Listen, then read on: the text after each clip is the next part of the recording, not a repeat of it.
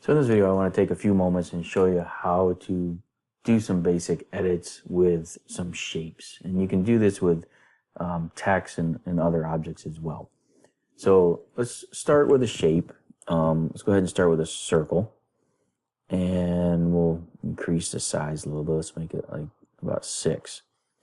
And if I take another shape, let's say this triangle, and you can see that that shape now is sitting over the circle. Now we can change the color of that so you can see it a little bit different. So now I have this circle with a triangle.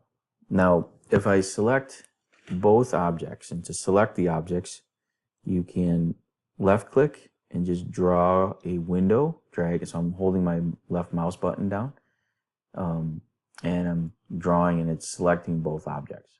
Another way to do it is to select the object over here under layers and hold the shift key or control key down and select the other layers. So if you hold both layers, you'll select both objects.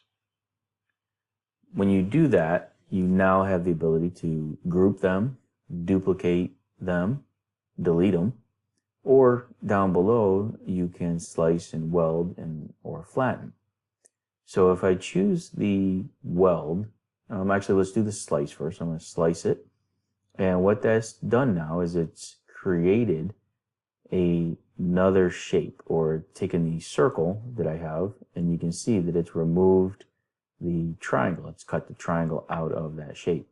And that's the result. So basically I have now the original triangle, a triangle made from the circle, and basically cut the hole in the circle.